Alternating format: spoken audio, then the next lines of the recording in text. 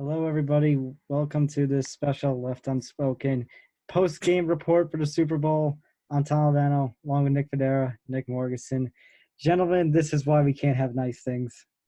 Hey, This Tom. is why we can't have nice things. And if you could tell by the tenor of Tom's voice, this was probably one of the most Ridiculous. boring Super Bowls ever. I mean, it was the equivalent to beige wallpaper. Well, I was gonna say, hey Tom, why are you so down?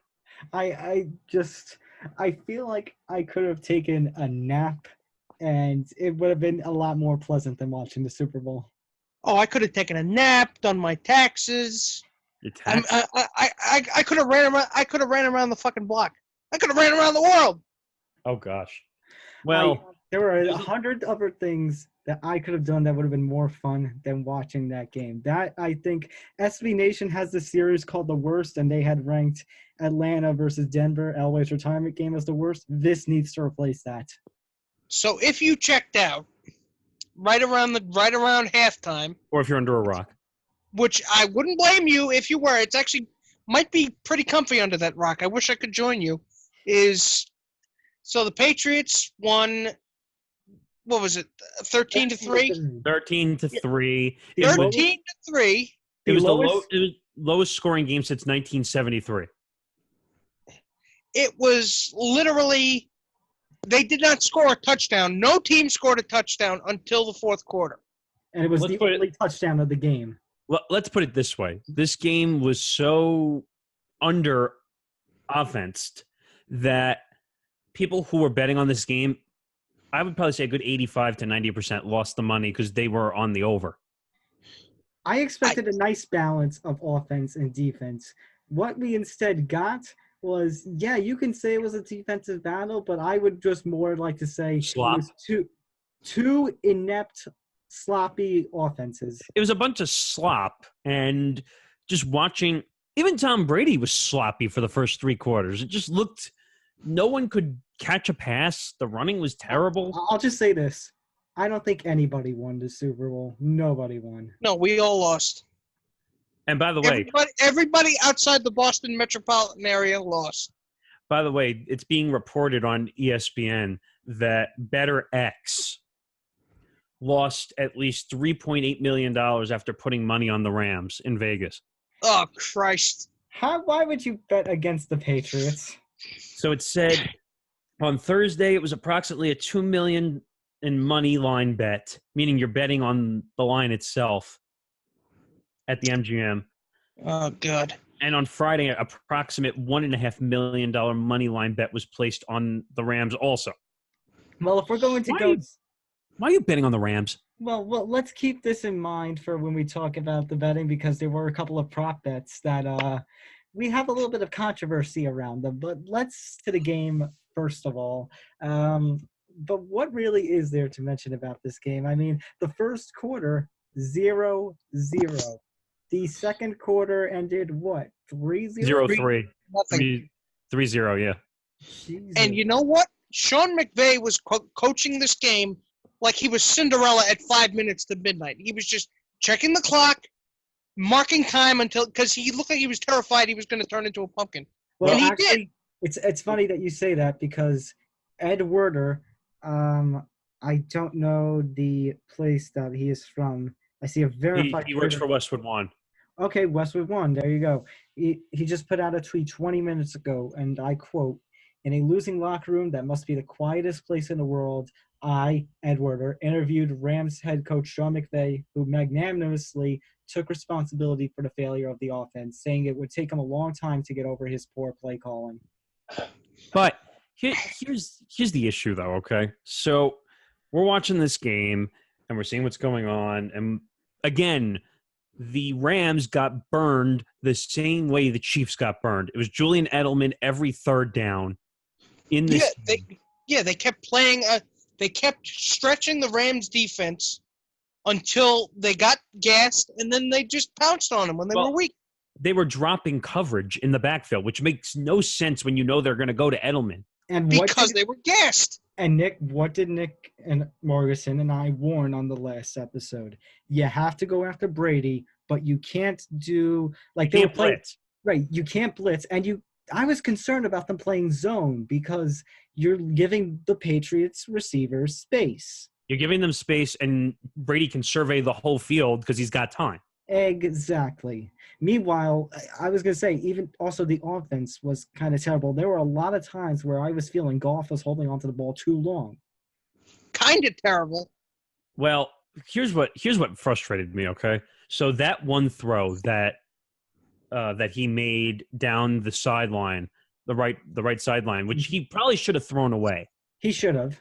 That ended the game right there. See, here's the thing. I just let me put it to you this way. I mean, the Rams were playing scared. And how long was it before Todd Gurley actually got a carry? Well, that's another. I think it was the second quarter. Yeah, it was the second quarter, but he never broke out until the start of the second half, and that's another thing. Yet another game where's Todd Gurley? Well, is he hurt? Yes. What's going on? He's hurt, and even though they kept saying, "Oh, he's healthy," he was running hard in practice. It didn't show in the game, and C.J. Anderson was really that guy down the stretch this whole game that was keeping them in the game. And in that For all the good that it did. And in that case, I have to ask, where was the honesty?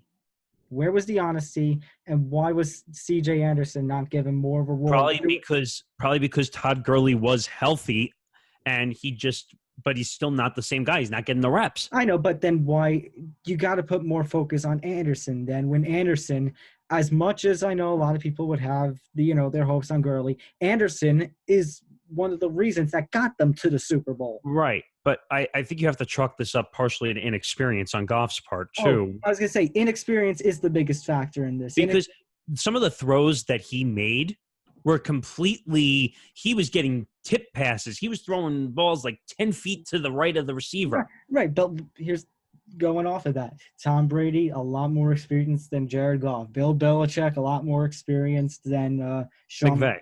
Yeah. I can't even say much about the running backs because Todd Gurley is actually more experienced than Sony Michel, who scored the only touchdown of the game, if I'm not mistaken. And C.J. Anderson, who was on a Super Bowl team with the Broncos. So, right. I mean, the wide receiver game and tight end game, actually, that you got to give the Patriots with the experience. Gronk as the tight end, Edelman at receiver, more experienced than Woods. And Gronk got his bell rung a few times, too. He got his bell rung, but he also had one of the best catches of the whole game. Oh, no doubt. I mean, the guy, for as much as he gets hurt, he can make catches that most tight ends can't. Honestly, if I'm Gronk, I know they have the rumors about his retirement. I wouldn't be surprised. I think this was a perfect way to go out. Yeah, but let's remember, this is not a game that the Patriots won. This is a game that the Rams lost. Let's be absolutely clear about that. Are you sure about that? I don't know. I don't know if I agree with that. I think the Patriots won, but I also think everybody also lost. Well, it's like I said before. Yeah. It's like I said before. This game was – we were expecting loads of offense, and we actually got what we like sometimes, which is a defensive battle, which we don't get very often. Which is but I don't want it in the Super Bowl. But do you want a high battle shootout? Like, that's not always a good thing. I want it here. This is the one time of year, the one game where I want to see touchdowns. Well, wait. I would have been happier though if this were a defensive battle stopping good offenses. There was no really. It was sloppy. Exactly. Show me some effort on the offensive side. The offensive side of the field, I should say. You know what? I have to give credit somewhat to the Rams' defensive line because they were actually getting to Tom Brady.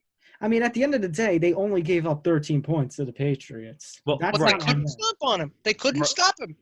Right. And like I said, they didn't sack Tom Brady, but they were forcing him to make some throws. They forced him to throw a pick. They sacked – yeah, I was going to say they forced him to throw a pick early on. They sacked him and made him fumble early on. They did some of the – was it a complete job? Let's put it this way. Let's put it this way. The defense actually did a decent job. It's just their offense struggling without a Cooper Kupp, who's really their number one target. Robert Woods was good, but it's not enough. And the running game was not stellar. If Todd Gurley was Todd Gurley, the healthy Todd Gurley, there'd be more of a threat. And they wouldn't be doubling the wide receivers because they don't think Todd Gurley was a threat. But I wouldn't even give them that excuse because, honestly, Jared Goff, he's supposed to be better than this. But Jesus Christ. Jesus, pie-making Christmas. It's inexperience, Nick. It's inexperience of a quarterback in the Super Bowl. I know that that's an excuse. Don't give me that. Foles had no experience at the Super Bowl level. What are you talking about? Foles was a backup in the Super Bowl. Foles was a backup, but still, I mean, there's a difference between being a backup in the Super Bowl and playing in one. But Foles has been in the league a lot longer. Again, but there's experience, and there's experience in postseason and Super Bowl play. So you're telling me that him being in the league for a small amount of time doesn't factor into this at all? If he's as good as everybody says he is, which but that's obviously there's something missing. You got to ignore that because that's the media in the overhype mode of today. Look, this is it was just a disappointing performance. Of course it was a terrible performance. Did we expect more from Jared Goff? Yes, but it's not a full, healthy team, and Todd Gurley was not there. So you can't... We could have had Saints Chiefs. And Sean McVay, not to take anything away from Goff, but Sean McVay had some terrible play calling there. He had some awful play calls. There were some play calls where you're questioning, why are they doing this? Why are you throwing? Why are you running? You would think, because at the end of the day, this is still a 13-3 team, and my hats go off to them. But the way they played today and the way McVay was coaching, you would think that it's the 7-9 or 8-8 Rams out there with Jeff Fisher as a head coach. Oh. Yeah, you're right. There were literally legitimate times where I thought, wait a minute, is Jeff Fisher coaching this team when I didn't notice? He managed, he coached scared. He did. It's like he knew he didn't deserve to be there, or he thought he did. By the way, before the game, it was reported, and this is from Sean McVay himself, that Todd Gurley was, quote, 100% going into this game. Yeah. I don't buy it either. Yeah.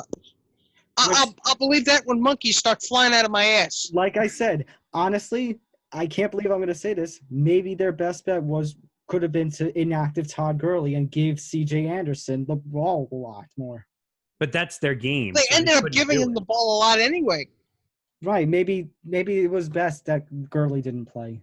I mean, Gronk is one of the best receivers on that freaking Patriots team, and they've won Super Bowls without him.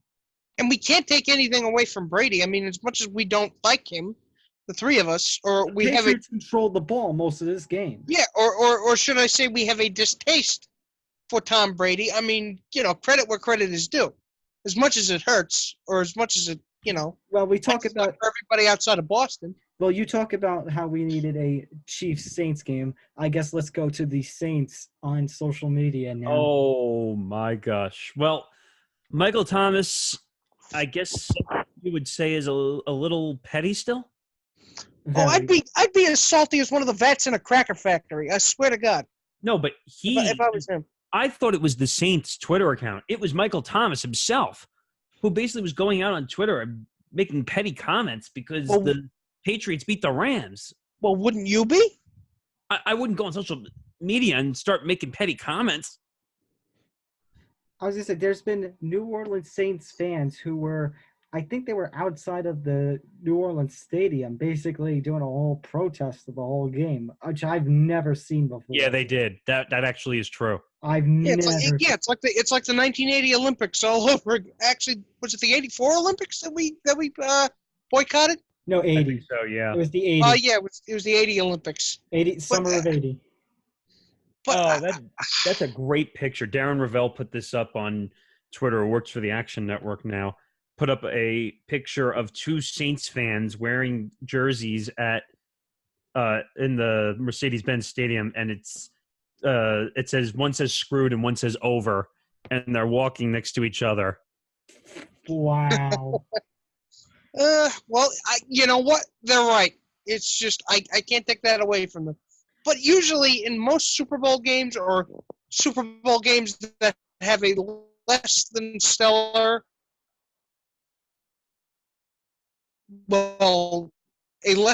game, there's something entertaining, but there's not even that this year. Before we go to the commercials, I'm looking at the statistics now. So in rushing for the Rams between Gurley and C.J. Anderson, 17 carries for 57 yards total. Jesus. Nobody broke 100 yards passing one. or rushing on Well, the. the closest was Sonny Michel with 94. Nope, nobody. But I'm talking about the Rams. Nobody broke 100 yards. Well, nobody the whole game. Not even close. Nobody on the Patriots The whole or Rams game. broke 100. No.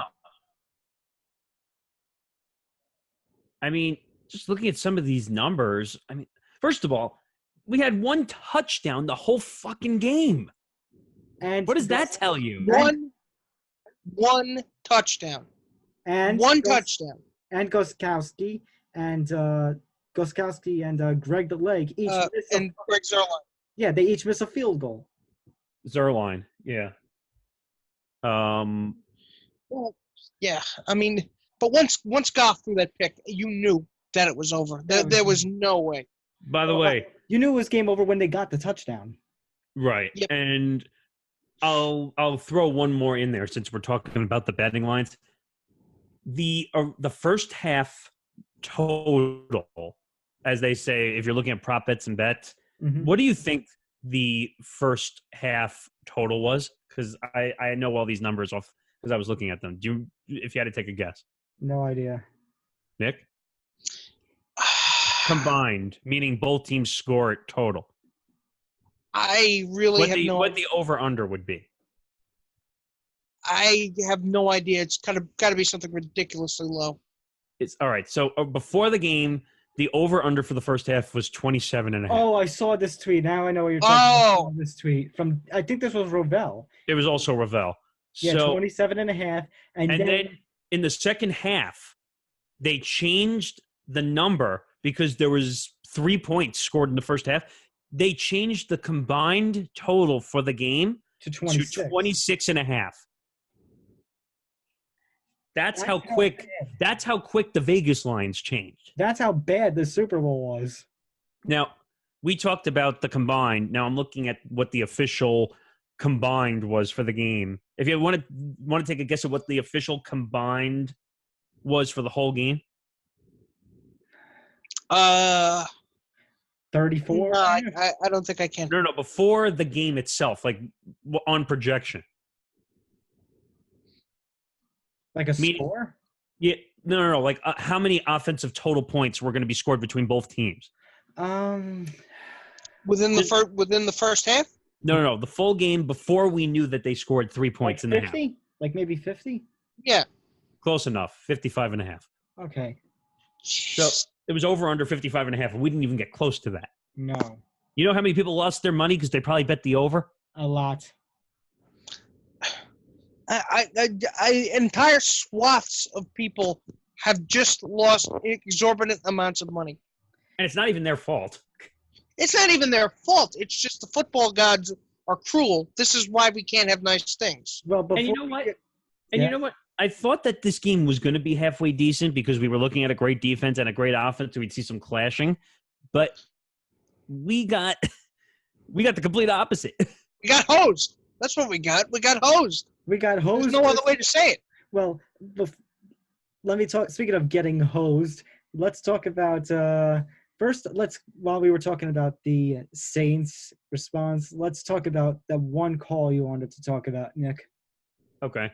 Oh, the pass interference to Brandon Cooks. Yeah. So late in the fourth quarter, Jared Goff throws a long pass to the end zone to Brandon. This was actually one of his better passes. Yeah, and Brandon Cooks gets the ball but drops it, and when on the replay, I forget which one of the Patriots defenders, but you can see him tugging at the wrist a little. He grabbed him before the ball even got there. Who was it? It's not important. It's not important. Yeah, it doesn't matter who it was. Okay, so should I say what I told you guys behind the show? Yeah. Okay.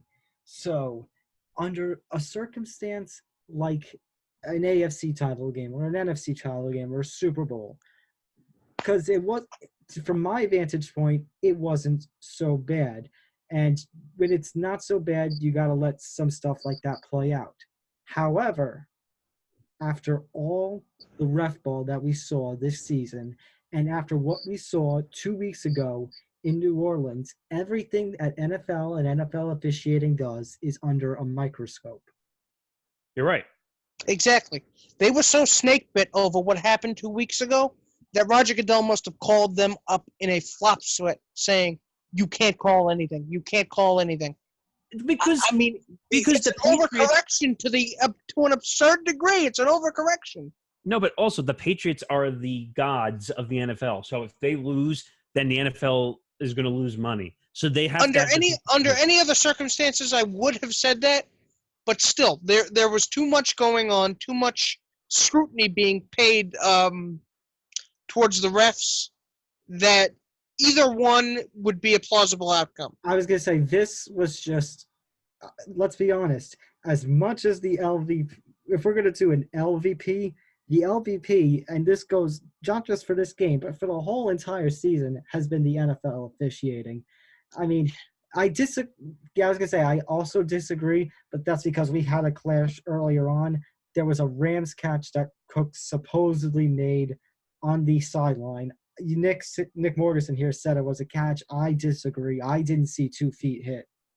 What you didn't see is that the toe did drag after on the second. I didn't see much of that. I thought it dragged, but it looked like it dragged before he caught the ball. No, if you watch the replay in slow-mo, he gets the left foot in and then he drags the right toe and you see the dirt come up. Maybe he does, but like from a naked eye, I don't understand how the referees normally see that. And the fact that we're arguing about this is a failure in officiating. Exactly. Exactly. Let's put it this way. It's not that we're arguing over who's right. We're arguing over that the officials can't do anything without being scrutinized. Hey, let's remember the first play of the game where they got the call right, where there was not a pass interference. It was I think it was a false start, but they called it on the wrong player who was on the. They called it on the wrong player. Yeah. They called it on Fowler, who Fowler didn't deserve. Right. So, well, false starts are false starts, but it doesn't matter. They still got it wrong. Yeah. But this game as a whole, we knew that there was a mismatch going into this game, and we knew what was going on, and it just. Did we expect anything different regardless of what type of game it was? Well, we expected a better game. Yes. Yeah, I expected a better game. I hoped against hope that the Rams would be able to. That wasn't my point. My point. However, I expected a better game. I wanted a better game. From both sides, I expected a better game. My point was that you could have had a shootout or you could have had a close game. The Patriots still would have found a way to get the calls one way or the other. Yeah, just give me a better game. I don't care about the outcome. Give me a better game. I don't know. I mean, it's a terrible situation, and now the NFL is going to get scrutinized. We'll leave it at that. I was going to say, let's talk about there was even controversy in some of the official bets. So there was this Gladys Knight thing going on. Oh, my God. So the New York Post and USA Today officially verified it. Actually, you know who officially I don't know if he wrote the story for USA Today. AJ Perez? I was going to say our good friend AJ Perez. That apparently it was leaked to the media that rehearsal times for Gladys Knight were going 1:59 and 2 minutes. And Gladys Knight's performance went 2:01. But you know what's so bullcrap about that is who cares how long it is? You don't know how long it's going to be. That's just a practice. I know, but I also just think it's one of the dumbest prop bets in the history of prop bets. And prop bets are usually not really meant to be taken that seriously. I mean, it's just something you can gamble on. It's like munching on nuts. Let's talk about that because there are a lot of people who are upset about another certain prop bet. So, remember on the last episode we talked about how it appeared that in tribute to Steven Hillenburg, during the halftime show they were going to play Sweet Victory. Yes. And for 5 glorious seconds, they showed Squidward going to the fanfare part of it. And for 5 glorious seconds, they thought that was going to happen. So now, I have a question though. And I said this to you guys in the chat. Does that count? Now we have 2 controversies because when you said that, I looked on Twitter Twitter didn't know. There was a list of tweets going, does that count? Does See, that not count? this is the problem with prop bets, okay? Some of these prop bets are not black and white. There are, I don't know, what's the best word to describe it, Tom? Shades of gray. I guess. Okay, we'll go with that. So there's no exact science to some of the prop bets. They're judgment calls, just like referees. Thank you. Exactly. Exactly. That's perfect. Exactly. That Perfect. was right on the money right there.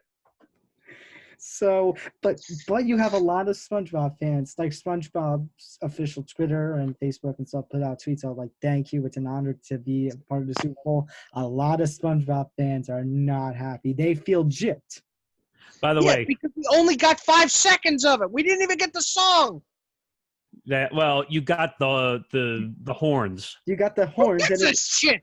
I'm just pointing it out so people can understand what we're talking about. And I know. all it was an intro to Travis Scott and Big Boy's song.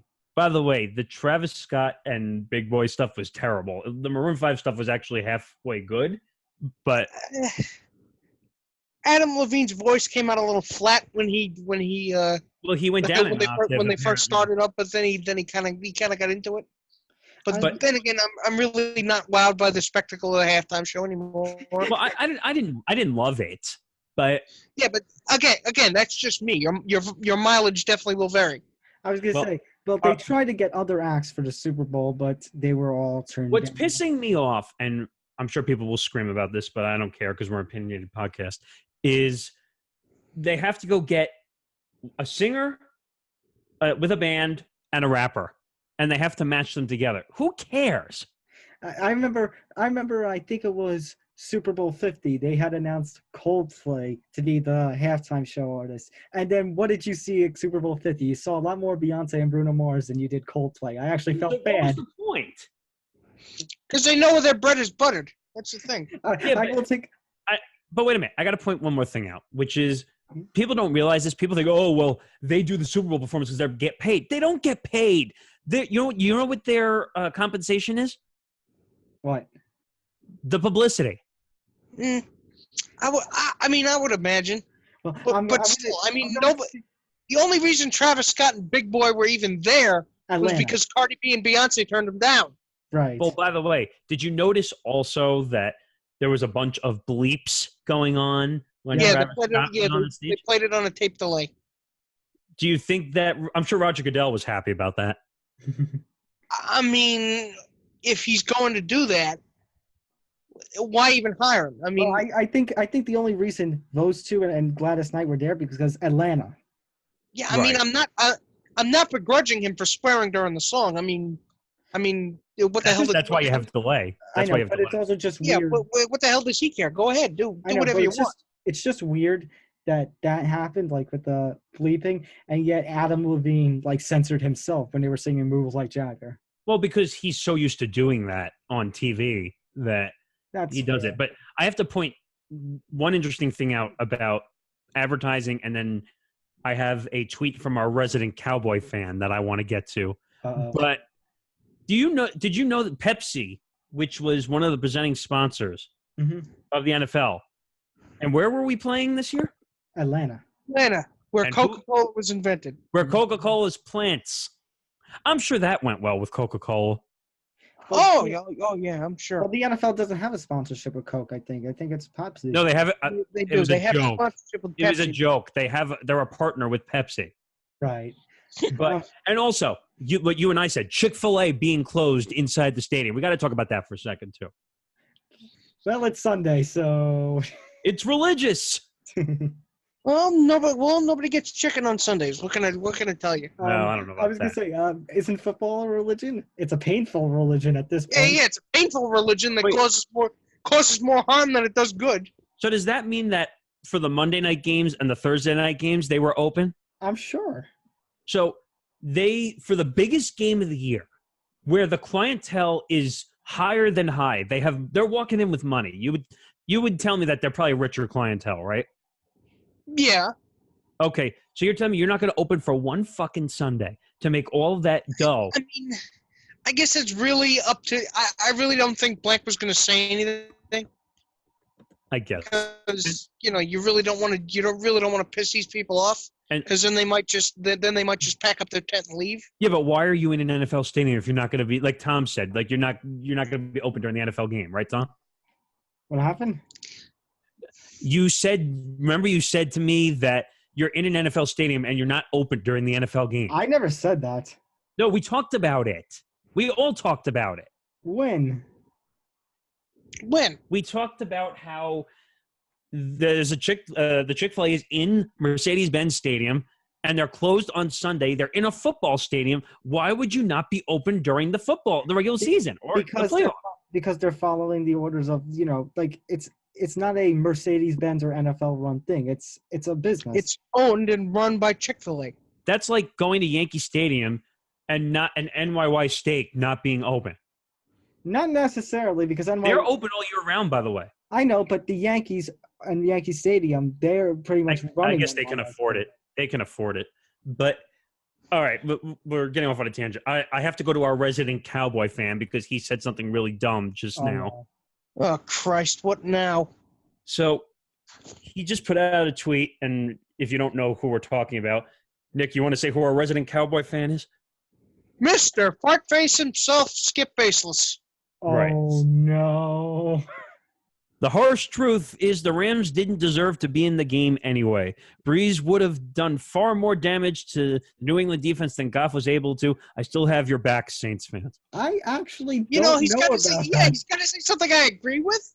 For a change, but some people are being nasty. I mean, it's the end times if I agree with Skip Bayless. Wait, does that mean like all the planets are aligning? Yeah, they're actually out of sync now. It's just, oh my God. Oh, by the way, we're talking I about actually agree with him now? We're talking about the halftime with the Super Bowl. I'm sorry. I was playing HQ Trivia, and it was a lot more entertaining. Wait, did you say there was like a bacon version of HQ you were playing? There were 3 HQs. There was one at kickoff, where it was sports, 8 p.m., which was a bacon version, because they were giving away $25,000 and free bacon cheeseburgers from Wendy's for life. Oh, shit. And And at 9 p.m., a $10,000 words game with free food. And the words were all, like food-related stuff. Did you win anything? No, I did not. Damn. You didn't win any food? No. Oh, by the way, also during halftime, the WWE was airing a match with 6 of its, what do you call them? A developmental minor league. And also, don't forget the tradition also of the Puppy Bowl. Yes, the Puppy Bowl. Yeah, I would have been better off with that. The Puppy Bowl was better than the fucking whole game. And Susan, looks like we see the puppy running down the side of the field. He's going. Oh, he's back at the 50-yard line. And let's call it for what it is, guys. Let's just call this whole game, the halftime show, everything. I will take the words here from this one person who commented on one of my friends, I guess, shared a meme from a SpongeBob meme page. I'm going to take the yes. I'm going to take the words of this one commenter. Quote: "We've been Smeckledorf." Yes, we've been Speckledorf. That's not even a word. That's not even a word. And I agree with you. That's not even a word, and I agree with you. Oh God. But it's just, and even the commercials were soaked in existential despair. No, there was some pretty bad commercials. Like there was a few Steve Carell commercials that were kind of odd. The fucking with Little John and Cardi B, and I mean that was fun. That was fun because I like Cardi B. She's got a lot of charisma. I like. Wait, she's got Nick Fodera swagger. Nothing really she's so much better at that than me. It's not even funny. Nothing really hit home with me this year. We got the traditional Clydesdale commercial though. Right. Yeah, but all their tails were docked, so it's kind of weird. It was kind of weird though because of the camera angle of that commercial. You were kind of looking down instead of to the side. Plus, apparently, the Corn Farmers Association of America got pissed off at Bud Light because the corn syrup commercial. Yeah. And they had I think that there's this tweet that went viral. Yes, of a corn there was. farmer taking a can of Bud Light and pouring it down the sink because he was so upset. Yeah, because they kept going to different castles and saying, "Is this your corn syrup?" Is this made with? I like those commercials though. I didn't actually think I was going to like the. I laughed. There was one commercial I did like, and it involved Bud Light, but it wasn't Bud Light. It was they used the Bud Light, and it was for It was When he got Game of electrocuted? No, it was for the Game of Thrones when he in the joust. Yeah, they killed the Bud Knight. I liked when he got electrocuted. That was funny. But the one with the football commercial, the NFL 100, was actually pretty good. That's commercial there. Wait, what about the one where they're running across the tables in the fancy restaurant and they're throwing the gold football? That was good too. Yeah, with Marshawn That's what Lynch, I'm and he goes to put his hand in the cake, and then the football falls off while Roger Goodell is talking. that's what I'm talking about. That one was awesome, with all the Hall of Famers in it as well. Yeah, and the one with Jeff Bridges and Sarah Jessica Parker. What about the Peyton Manning one also, where he's calling the guy when he's standing outside in the Italian disciple or wherever he was? The opening package. Maybe. I think You're talking about the opening package, I think. where Peyton Manning kept hanging up on Malkovich. Oh, I didn't see that one. Oh, that one was great. He kept hanging up on John Malkovich on a video call while they're sitting in a boardroom. Oh, yeah, I think you're talking about the opening package. But you know what I found? Which one I found absolutely weird and just I didn't like? What? TurboTax. I think I know. The What was TurboTax one was terrible. Which one? The one with the robot? The Robot Child. Where they kept trying to make you think that the robot had feelings and can eat and drink. Excuse me. Oh. You don't remember that one? That one was a little the one with Burger King and Andy Warhol. That one was terrible. You might as well taken the 1.8 million they supposedly paid for that and lit it on fire. Nick, it's 5.25. Jesus Christ! I was number one. I laughed, but I didn't laugh because I enjoyed it. I laughed because I was very, very confused. And number two, I laughed because Andy Warhol actually looked like a professor I had back in college. That wasn't him. Well, I think that was actually good video footage of him. It wasn't. It was confirmed that it wasn't. It was a fake. Okay. Oh. Well, whoever that fake was, the way he was dressed, it looked like a professor I had back at college. It was supposed to, well, because I think he had blonde hair and it was very short. I think that's who he was. Yeah, he did, but what was even the point of that? Were you trying to say you should eat your Whoppers by dipping it in ketchup? No, I think it was like trying to be sophisticated because like you're not making a mess. Because I'm pretty sure Andy Warhol did not eat at Burger King. No, he didn't. No. But one more. I have one more little tidbit I just found out since the Super Bowl is where you find out a lot of breaking news from the NFL. Mm-hmm. Well, according to I'm not going to say this name right. Raj Mahathi, who is a sports director at NBC Bay Area. You know how we were talking about how the Raiders didn't have a stadium? Mm-hmm. Yeah. Well, according to a breaking report, I just put it up. The Raiders are in the process of confirming to play in AT&T Park, where the Giants baseball team plays for the 2019 season. So are they going to become the San Francisco Raiders then for 2019? Your word is as good as mine. I'm just going by the report that I put up. It says, breaking, Raiders will play in San Francisco for 2019 season. Team reaches deal with the Giants to use Oracle Park. Oh, yeah, that's right. They changed AT&T Park to Oracle Park. So now they have two Oracle-type stadiums in San Francisco. I was going to say, so I guess they're going to do the same thing like they would do in Oakland, where they're basically every Sunday going to have to change the field. Like Minnesota used to do. Right. When they had the Metrodome. So what a mess. What a mess, guys. That's all I can say to wrap it up. What a mess. You know how I will wrap this up? Hang on, let me get back there. As I just said before, in the words, and I'm talking about everything from the commercials to the officiating to the whole game itself to the halftime show. I said it once, I'll say it again. We've been Smeckledorfed. That's not even a word, and I agree with you. That's not even a word, and I agree with you. I've got a feeling that quote should start off our next episode. Yeah, pretty much. It's too bad that Hillenberg passed away, though. All right. So for Nick Fodera and Nick Morgasen, I'm Tom Albano. Make sure you follow us at the UDUP on Facebook, Twitter, and Instagram, Periscope. And make sure you go to the Unspoken Sports Podcast.weebly.com. And I guess we'll see you next week for episode number 106. Until then, take care, everybody. Good night, everybody! Good night. We've been Smeckledorfed.